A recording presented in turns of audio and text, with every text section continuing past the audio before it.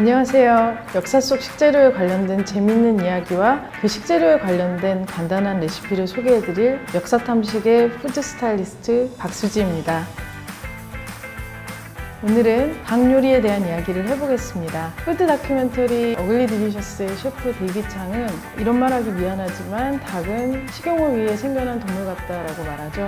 그만큼 닭은 인간에게 가장 가깝고도 친근한 육류가 아닐까 싶은데요. 한국의 닭고기 소비량 몇 위인지 한번 맞춰보실래요?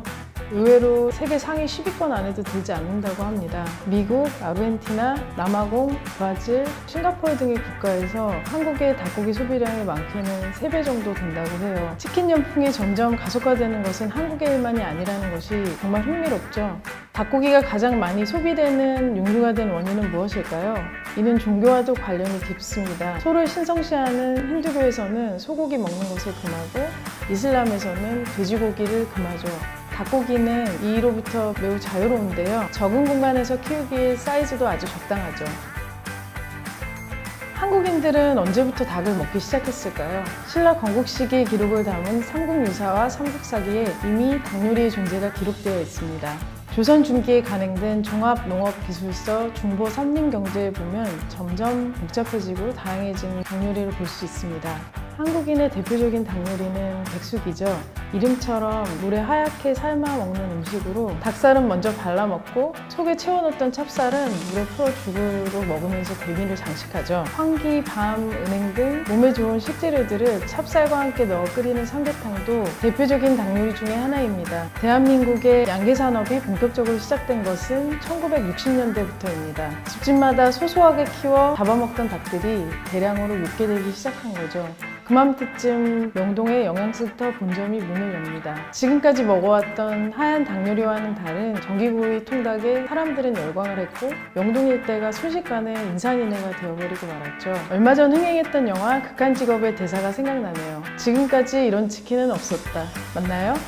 1970년대에는 치킨 프랜차이즈들이 하나 둘 들어오기 시작합니다. 1980년대에는 매콤달콤한 한국식 치킨, K드라마를 통해 전 세계를 매료시킨 양념치킨이 등장했죠. 치킨의 기원에 대해서 이야기해볼까요?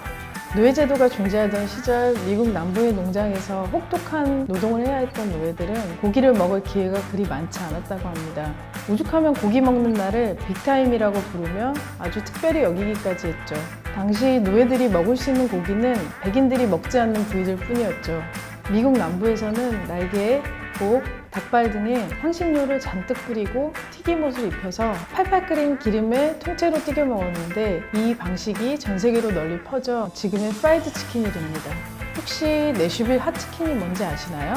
닭에 향신료를 더해 튀겨 보기에는 일반 프라이드 치킨 같지만 매콤한 맛이 나는 닭튀김을 말합니다. 흔히 켄터키 프라이드 치킨이라고 알려져 있지만 사실은 내슈빌 지역에서 시작되었죠. 이 내슈빌 핫치킨의 탄생 뒤에는 재미있는 일화가 있습니다. 남편이 바람핀 사실을 알아챈 한 여자가 저녁을 준비하다 홧김에 치킨에 매운 양념을 듬뿍 부어버립니다.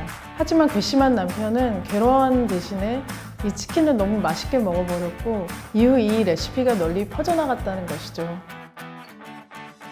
한국인을 대표하는 닭 요리 중 제가 하나 빼놓은 게 있습니다. 밥 반찬으로도 술안주로도 제격인 닭볶음탕입니다. 혹시 한국의 닭볶음탕에 견줄 만한 이탈리아의 닭 요리가 있다는 사실을 아시나요? 치킨 카치아토레는 이탈리아어로 사냥꾼을 뜻합니다. 원래는 꿩, 사슴, 토끼들을 사냥하던 시절 이 동물들을 사냥할 수 있는 기간이 제한되자 사냥꾼의 아내가 집에 찾아온 손님을 대접하기 위해 꿩 대신 닭을 이용해 만든 데서 유래했다고 하는데요. 주재료는 닭고기와 레드와인 그리고 토마토 소스, 거기에 페퍼론치노를 더해서 매콤한 맛을 더하죠. 그럼 만들어 볼까요? 당근, 양파, 샐러리를 깍둑 썰어 볶아줍니다. 소금으로 밑간한 절단육은 기름에 튀기듯이 굽고 레드와인으로 플랑베합니다.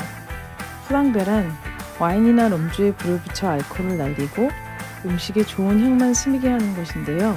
이렇게 하면 풍미가 훨씬 좋아진답니다. 큰 냄비에 토마토 소스, 닭육수를 더해 뭉근히 끓입니다. 페퍼론치노와 미리 볶아둔 채소를 넣고 20분간 더 끓여주면 완성! 닭 자체에서 배어나온 진득한 육수와 야채, 허브, 그리고 포도주의 향, 바삭하게 튀겨진 껍질에 눅진하게 버무려진 농축된 토마토 소스의 맛이 꽤나 매력적이죠. 오늘 저녁 누군가와 함께 한다면 치킨 카치아토레를 한 손 나눠 먹으며 오늘 역사탐식에서 다룬 닭에 얽힌 이야기들을 들려줘 보는 것도 좋을 것 같아요. 오늘은 전 세계인의 소울푸드인 닭 요리와 함께 해봤는데요. 다음 시간에도 맛있는 음식과 재밌는 이야기로 만나요.